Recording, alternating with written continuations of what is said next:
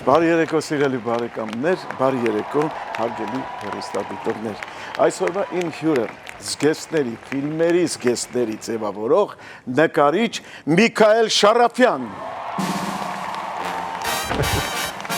Ողջույն Միքա ջան։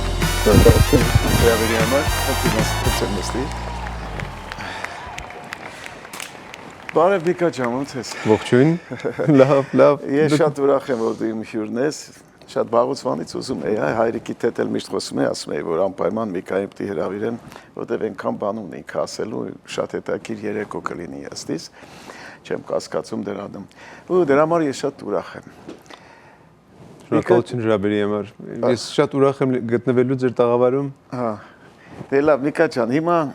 պատմիր մի փոքր քո մասին։ Հայաստան, մի երկու բառով, Հայաստանում բան, հետո է տեղափոխվեցիր, դե արդեն սկսենք շարունակել։ Ես 15 տարի ապրեցի Հայաստանում, հետո արդեն 2001 թվականին green card շահեցինք ու որոշեցինք տեղափոխվել Լոս Անջելես։ Արդեն ստացվում է արդեն կամերա 100 դար մենք բնակվում ենք Լոս Անջելեսում, ավելի կոնկրետ Գլենդել քաղաքում։ Գլենդելի չդավաճանեցիք տեսեք, մնացիք միշտ։ Ես հիշում եմ առաջ օրերը, որ դուք եկաք, հյուրանոցում էիք, Դեյզին հյուրանոցում։ Դուք շատ մեզ օգնեցիք այդ շրջանը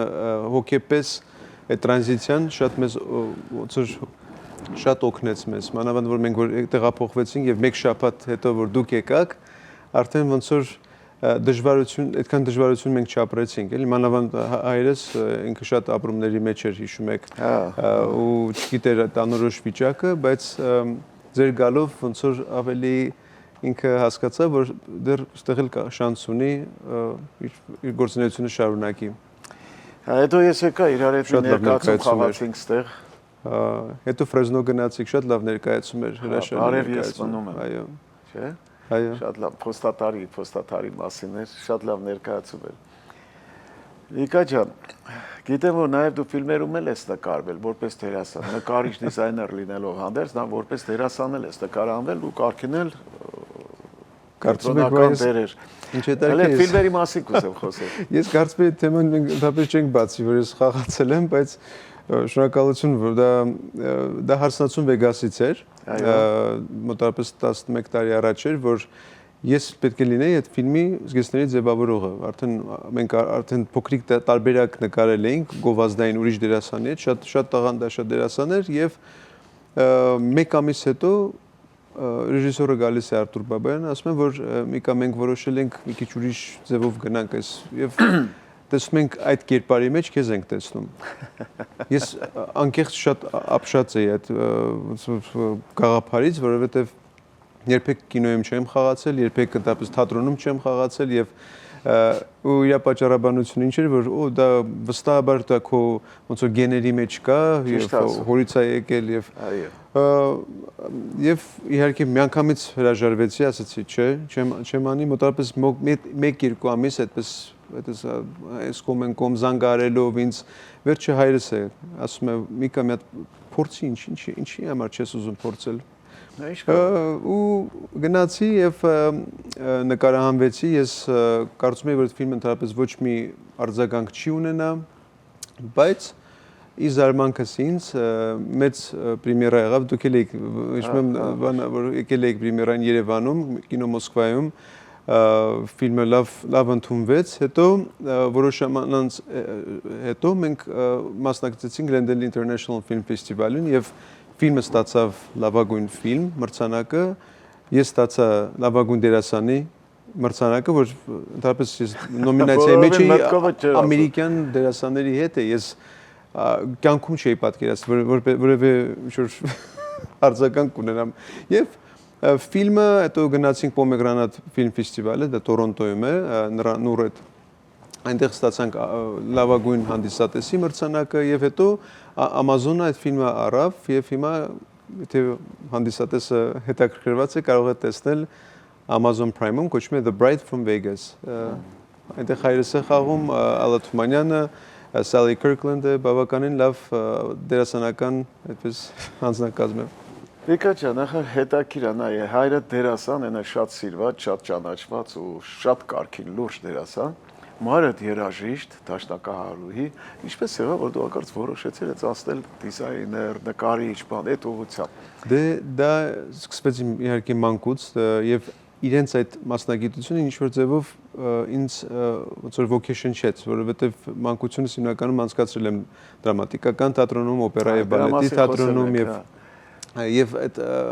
մայրս միշտ անում էր ինձ այդ ներկայացումները եւ այդ ներկայացումների շնորհիվ ես շատ vocation-շված եմ։ Ես փոքր ժամանակվանից միշտ հետաքրքրված եմ եղել կոստյումներով եւ միշտ փորձում էի իմ այդ vocation-շվածությունը ոնց որ փորձում էի վերարտադրել նկարներով եւ ինչ որ տեսել էի բեմի վրա, փորձում էի նորից նույն ձևով նկարել եւ այդպես կամած այդ մեջս ոնց որ հասունացավ եւ հասկացա որ դա իմ մասնագիտությունն է։ Չնայած ծնողներս այդքան էլ կողմնակից չէին որ այդ ուղղությամբ գնամ։ Դա քրքիր է, շատ լավ է, բայց դե ամեն մարդը գիտի ինչի համար ացում, դա էլ քոնն էր։ Հա, ես գիտեմ, ես շատ լավ գիտեմ քո մանկությունն էլ, բան քանի որ մենք հայրիկի թե շատ վաղուց վանից ենք ընկերներ, հարևաններ էլ էինք նույնիսկ։ Իհարկե, երկար տարիներ։ Կողքի շենքերում էինք ապրում։ Նոր տարվա շրջանում հանդիպում էինք, միասին էինք համարյա անցկացնում։ Այո, մեր տանը, ձեր տանը շատ մտերիմ ընկերներ էինք, հիմա էլ դա մեր ընկերությունը հիմա էլ շարունակում աստեղ։ Ես գիտեմ, որ դու թատրոնի եւ օպերայի այդ բեմերի կուլիսներում ես մեծացել։ Ոնց որ իմ երեխեքն էլ էին այդպես։ Ու ինչ է դու թատրոնում էիր քեզ ավելի լավ զգում, քան թե օպերայում որ նայում էիր այդ ներկայացումները։ Դե երկուսն էլ ինչ որ ձևով ազդեցություն են թողել, բայց դե իհարկե օպերայի բեմի բալետի այդ կոստյումները շատ ավելի շքեղ էին եւ երևի այդ ավելի հոգե հարազատ էին ինձ եւ երբ որ տեղափոխվեցինք արդեն Լոս Անջելես, ես արդեն գիտեի, որ high school-ը ավարտեմ, ես պետք է այդ ուղղությամբ գնամ։ Եվ երևի շատերը չգիտեն, որ 2005 թվականներ այդ շրջանում դուք եկաք մեր տուն շատ Սիլվա Չակմակյանի հետ, դուք ծանոթացրեցիք ինձ Սիլվա Չակմակյանի հետ եւ դա այդ հանդիպումը շատ ճակատագրային եղավ։ Եվ հիմա ուզում եմ հանդիսատեսին ասեմ, որ շատ շնորհակալ եմ, որ դուք մեզ ծանոթացրեցիք եւ նշեմ ով է Սիլվա Չակմակյանը։ Սիլվա Չակմակյանը ունի Սիլվիա's Costumes Հոլիվուդում, որտեղ պատրաստում են այդ հոլիվուդյան ֆիլմերի եւ թատրոնների եւ շոուների հագուստները, Լաս Վեգասի շոուների կոստյումները, որտեղ երկար տարիներ, արդեն մոտ 40 տարուց ավել Սիլվան այդ աշխատանքի մեջ է եւ ես առիթ ունեցա աշխատել իր ստուդիոյում մոտավորապես 8 տարի եւ այդ հանդիպումը շատ ճակատագրային եղավ իմ կյանքում։ Սիլվան գիտես իմ Սիլվան մենք 30 տարուց ավել է իրար ճանաչում ենք ու Սիլվան իմ հարազատ քրոջ նման հարազատ քրոջից էլ թանկու հարազատ է ինձ համար, որովհետեւ իսկապես մենք 30 տարուց ավել ոնց որ քուրի եղբայր լինենք։ Ու շատ տաղանդավոր կին ու շատ լավ կազմակերպիչ, ինքը գիտի իր գործը ու իսկապես օտար երկրում գալ ու մի անգամից սրոյից սկսել, բան ու հիմա տենց մեծ անուն, մեծ համբավ, մեծ ճանաչում, մեծ սիրվածություն ապրենքը։ Ես շնորհակալություն հայտնեմ, որ տենց քույրիկ ունեմ, դու շնորհակալություն լինես, որ դա ոնց որ քո կյանքում եղավ քո տրամպլինը ռուսերեն բառով։ Ես շատ շնորհակալ եմ, ես իսկապես դա երբեք չեմ մոռանա, դա 20 տարի արդեն անցել է եւ պատկերացրեք ինչքան ես շարունակում եմ գործունեությունը Սիլվայի հետ մոտել իմ բոլոր պրեմիերկաները, այդ ֆիթինգները, բաներ միշտ իր մոտ ինքը իր դուրը միշտ բաց է ինձ համար։ Շատ ապրի Սիլվան, շատ ապրի։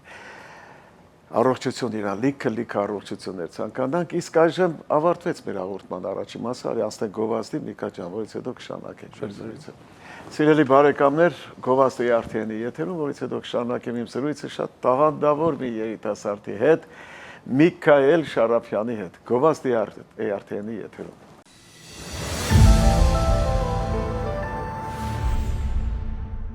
Բարեկամներ, ավարտվեց մեր գովազդը, շարունակում եմ զրույցս Միքայել Շարաֆյանի հետ։ Միկա ջան,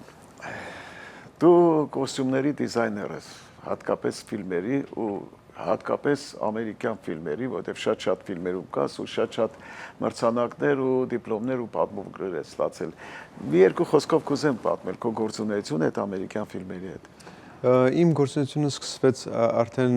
FIDM-ից, ես սովորել եմ Fashion Institute of Design and Merchandising-ում, դա Los Angeles քաղաքում,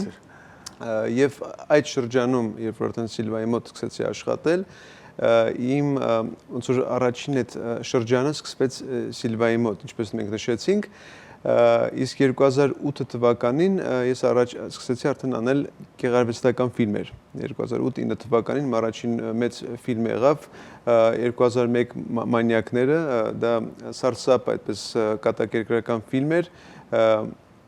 բավականին ճանաչված դերասանների հետ Լին Շեյներ եւ բավականին շատ անվանի դերասաններ էին։ Հետո արդեն ծանոթացա Valerie McCaffrey-ի հետ, պրոդյուսեր, որը ծնունդով նա հայ է, Վալերի Բուլուչյան, Ֆրեզնոյից, եւ մենք այդ շրջանում արդեն Գոր Կիրակոսյանի հետ միասին մենք արեցինք Lost and Found in Armenian Հայաստանում, բավականին մեծ հաջողություն ունեցավ այդ ֆիլմը եւ ֆիլմ փառատոնին մասնակցեց եւ այդ ֆիլմից հետո արդեն կամաց ուրիշ գեղարվեստական ֆիլմեր եւ նշեմ մոտավորապես ընդհանուր այս ունեմ 60-ից ավել ֆիլմեր արդեն իմ ոնց որ պորտֆոլիոյի մեջ բոլոր տարբեր ժանրների մեջ եւ ժամանակակից եւ պատմական եւ ֆուտուրիստական այդպես եւ բոլոր ժանրների մեջ ես աշխատել եմ եւ հիմա նշեմ որ իմ վերջին այս ֆիլմը պրոդյուսերը Valerie McCaffrey-ն է, կոչվում է Here's Yanni, այսինքն ֆիլմի հերոսը նա ճաշարանի տեր է եւ ունի dementia, հիվանդ է եւ կարծում է նա talk show-ի վարող է իր պատկերացումով գլխավոր դերում է Ջո Կորտեզին, որը բավականին ճանաչված դերասան է եւ մենք ունենք այդտեղ Ջուլի Արմոնտն է խաղում այդ ֆիլմում, Ռոզան Արքետը, Քևին Պոլակը եւ ֆիլմը արժանացավ լավագույն ֆիլմի Ալփա ֆիլմ փառատոնում եւ նա հիմա Տուրին փառատոնում մասնակցեց եւ բավականին շատ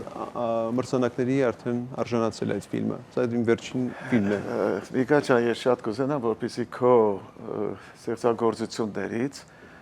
մի որևէ տեսահոլովակ հիմա դիտենք։ Այս ունեմ լավ կլիպ ունեմ։ Մասնակցությամբ այդ քո կոստյումների այդ դիզայներով հիմա կուզենամ փոքրիկ կոնե տեսահոլովակ դիտենք։ Ունենք այդ հնարավորություն։ Այո, իհարկե։ Գնացինք։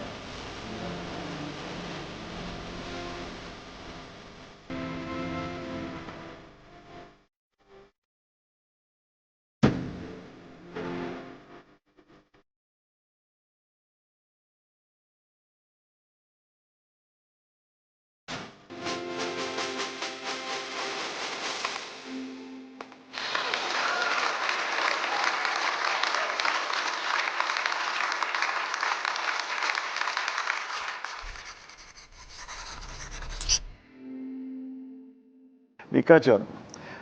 ես գիտեմ, որ դու շատ սպառված ես, մի ֆիլմ է չավարտած, մյուսից ես հրավեր ստանում, այդ ոնց ես ասում, հետո ես գիտեմ, որ բացի դա նաև դու այդ զգեստների ձևավորողների միության անդամ ես նաև, չէ՞, Ամերիկայում։ Արդեն 11 տարի։ Ես 2014 թվականին դառա այդ կոստյում դիզայներների գիլդիայի, այսինքն զգեստների ձևավորողների գիլդիայի անդամ եւ կարող եմ ասեմ, որ միակ հայ զգեստների ձևավորողն եմ այդ միության մեջ, բավականին ակտիվ եմ եւ միաժամանակ ընտրվեցի որպես trustee եւ այդ գիլդիայում եւ բավականին ակտիվ գործունեություն ունեմ այնտեղ։ Շատ լավ է։ Շատ իսկ ինչ հայտնի դերասանների հետ է շփվել էլի։ Շատ եմ համագործակցում Էրիկ Ռոբերտսի հետ, արդեն մոտավորապես 8 ֆիլմ ունեմ իր հետ համագործակցած։ Ես աշխատել եմ եւ ինչպես նշեցի Ջո Կորտեզեն, իր հետ արդեն 2 ֆիլմ ունեմ։ Եդակի որ շատ դերասաններ վերադառնում են իմ աշխատանքի մեջ եւ միաժամանակ ոնց որ երբ որ ես աշխատում եմ շատ ժամանակ ուզում եմ որ անպայման ես լինեմ զգեստների ձևավորողը Բիլի Զեյնը Titanic ֆիլմի որ խաղում էր եւ Ֆրանսիս Ֆիշերը որը խաղում էր Titanic-ում Մորդերը եւ այնպես շատ արդեն Բիլի Զեյնի հետ մենակ 2 ֆիլմում եմ աշխատել մի ֆիլմը այնտեղ ինքը Մարլոն Բրանդոյի կերպարն է խաղում այդտեղ ես բոլոր իր ֆիլմերի տեսարանները որպես կնքահայրը եւ ապոկալիպսիս եւ այդ տանգոն Փարիզում այդ ֆիլմերի բոլոր վերարտադրությունը ամբողջ իմ աշխատանքն է եւ Բիլի Զեյնի հետ շատ լավ համագործակցեցինք շատ այդպես մրցանակ շատ դերասաններ եւ Օսկարի նոմինանտներ Միկա ջան գիտեմ նաեւ որ դու ֆանատն ես Մերլին Մոնրոյի եւ դրա ֆանատը կուրքն է եղել քո եւ նրանից դու շատ նկարներ, չգիտեմ ինչեր ունես, խոսիր այդ մասին։ Դե հիշում եք։ Դա միակ գեղեցկություններ, որ չգերազանցվեց երբեք։ Ինչ է տարիքիրը, որ հիշում եք դա, ես դեռ ինչքան փոքր ժամանակվանից դեռ Երևանից ես շատ տարված էի Մերլին Մոնրոյի իր կյանքով, իր ֆիլմերով եւ դա ինչ որ չափով դա օգնեց ինձ շատ համակերպվել Լոս Անջելեսի կյանքին, քանի որ ինքը Լոս Անջելեսում է ծնվել եւ մահացել, եւ այդ շրջանում մանավանդ որ նոր էինք եկել, մենք ամբողջ քաղաքը ճանաչեցինք Մերլին Մոնրոյի շնորհիվ։ Շատ ծիծաղալու կհնչի, բայց գնում ենք գտնում ենք իր որտեղ ինքը բնակվել, որ ռեստորաններ գնում եւ այդ շրջանը շատ օգնեց եւ ծնողներից, որովհետեւ ճանապարհները չգիտեինք, անժանակ Google Map-եր, այդպես չկար, որ գրեինք եւ ամես տաներ, ամբողջ քարտեզներով, բաներով աշխատում ենք եւ այս թեման արի մենք շարունակենք, քանի որ հիմա մեր գովազդի ժամանակ։ Հիմա ընդհատենք մի քանի վայրկյան հետո կշարունակենք։ Սիրելի բարեկամներ, գովազդ ERT-ի եթերում, որից հետո կշարունակեմ իմ զրույցը Միկա Շարաֆյանի հետ, տաղանդավոր եւ շատ կարգին տղայի հետ։ Գովազդ ERT-ի եթերում։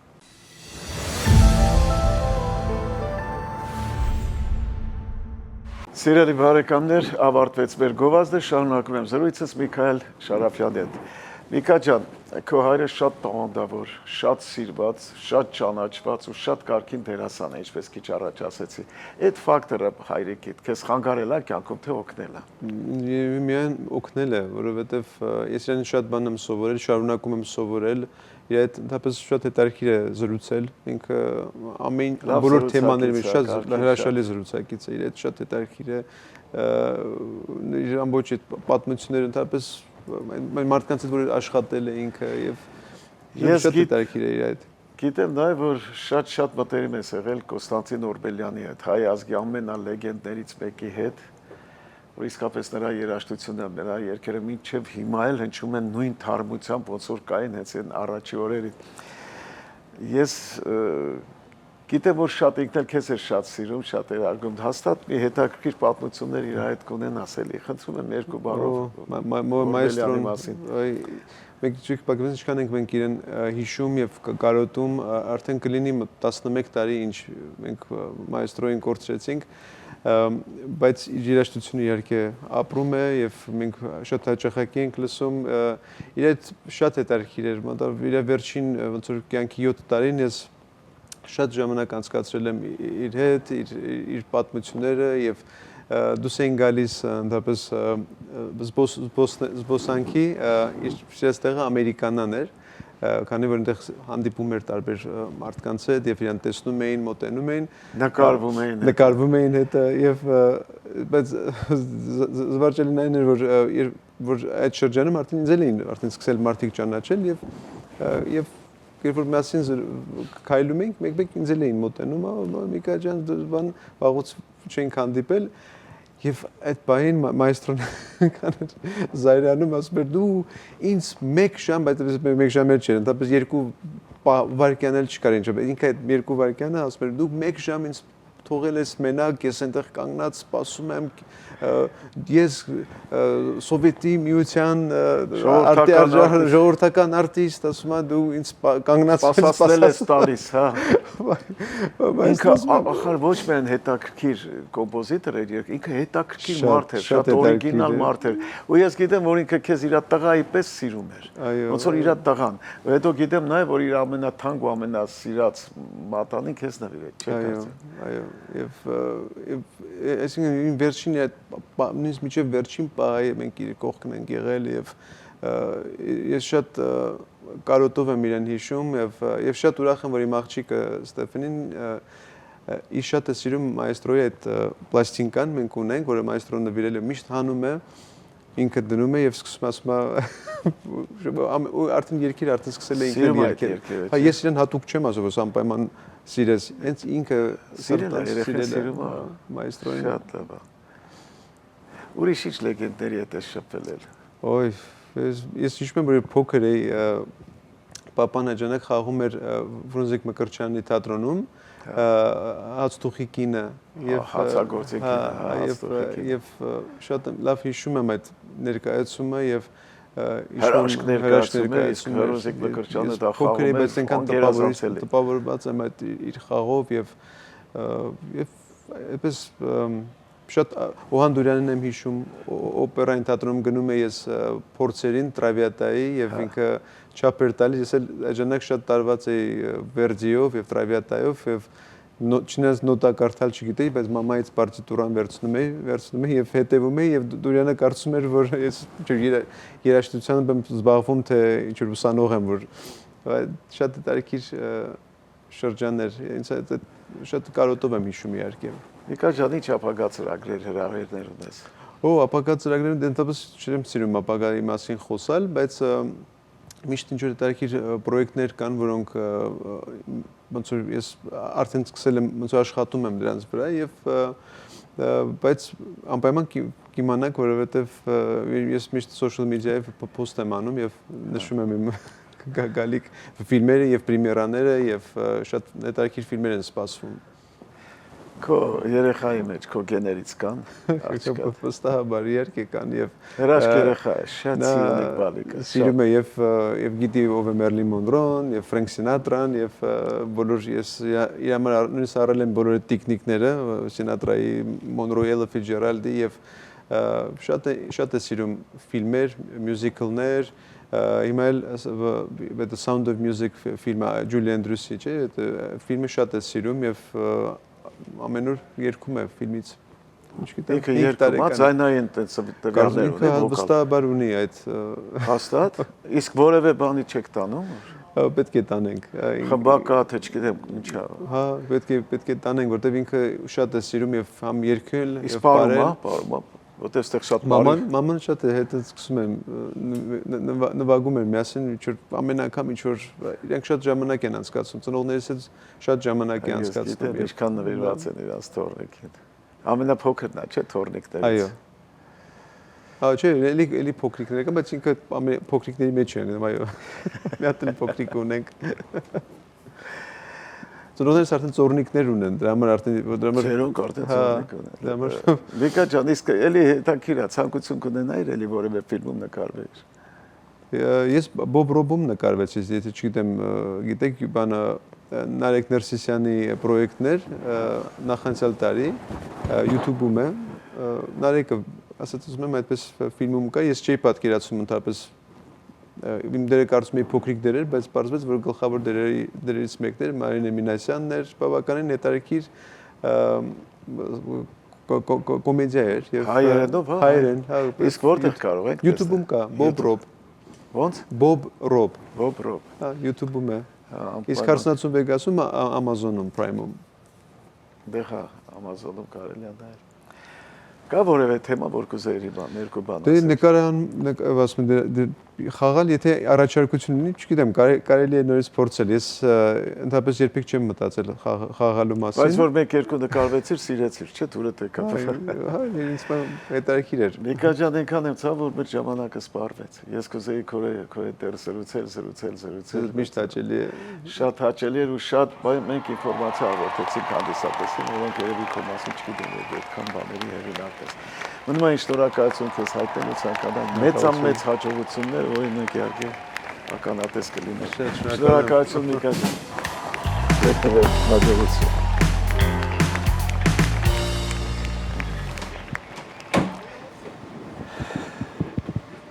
Դե ինչ, սիրելի բարեկամներ, ավարտվեց եւս մեկ հաղորդում։ Իմ հյուրն էր շատ տաղանդավոր նկարիչ, դիզայներ ֆիլմերի Միքայել Շարաֆյան, իսկ այժմ ասեմ մեր հաղորդման վերջին խոսքերին։ Այս կյանքում ամենաարագ մոռացվող բանը այդ լավությունն է, բա։ Ու այնպես որ իմացեք, թե ում եք լավություն անում։ Այսքան բան բարեկամներ, միշտ օր հանդիպում, բարի գիշեր։